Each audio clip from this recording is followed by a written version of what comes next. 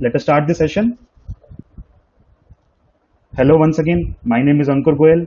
I am a practicing CA based out of Bangalore. I specialize in taxation, auditing, ERP implementation, and accounting. I have a sector experience of IT, hospitality, e-commerce. Now, this is a very beautiful and an amazing amendment. So it is like imagining you go to a car showroom and you go and buy any Maruti or a Hyundai car, and by mistake, instead of giving you that car, they end up giving you a Ferrari. I'm sure all of you must be amazed. Oh my God, what a mistake these guys have done. Let me take advantage and let me not go back to them. Now, this is what this scheme particularly means, which is your company's fresh start scheme and LLP settlement scheme. And again, I would just like to share something. So recently, I got connected to a client where another professional was handling the income tax related aspect of it, and he was not sure that how the MCA compliance works, and he got in touch with me. And after inspecting the data, we were shocked to know that this particular company's annual return or any MC related compliance was not done at all till date, and the company was about to complete 3 years. And as per the Companies Act, that if you have not filed your annual return consecutively for 3 years, then your company can be striked off. And this company's turnover is also not that huge. They are in the range of around 1 CR. Recently they crossed the audit limit. That is why the person looked out for a practicing CA.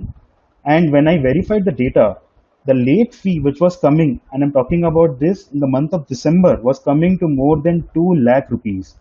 Now imagine if you are a startup where you're yet to complete 3 years in the business and your turnover is just close to 1 CR, where profit margins are also very thin. He's into HVAC, and you suddenly tell that you have to pay 2 to 3 lakh rupees. And I told him that there is no way to get out of this as of now.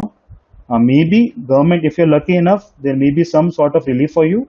But at that point of time, there was not much relief, and he was not in a position at all to make the payment. Even though I told him that every day that you delay, you are basically incurring per day cost of 400 to 600 rupees. Then finally, due to this lockdown and everything, government decided a major relief, where any forms that we file from 1st April till 30th September, there will not be any late fee or additional fees, irrespective of the form due date. So let's say 2 years back, I was supposed to file my form MGT 14. However, for some or the other reason, this form was not filed. I forgot, or my team couldn't do it. In case of the clients, now you have an option to get in touch with your accountant and go ahead and file this data right now, and you will not be paying any additional fee. And when I informed this client of mine over the phone, even though I couldn't see him, but I could feel that he was about to cry, because for such a small business owner, having a relief that at one point he was supposed to pay 3 lakhs, and within a second that 3 lakh became zero. So it was a huge change. And this, like how the name says, it is a fresh start for all the companies and for the LLPs. So please take advantage of this scheme. And then another one, so in case you have recently started a company, then by law, within 180 days, you're supposed to intimate to the registrar of the company that you have started your business. And for that, you get 180 days to do that.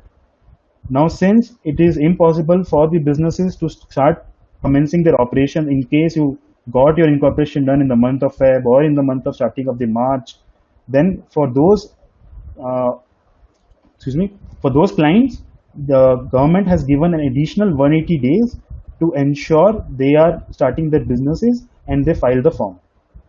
Now, one more point: in any company, there has to be a minimum one resident director. So the condition for the residency director depends on the amount, the time that the director spends or stays in the country.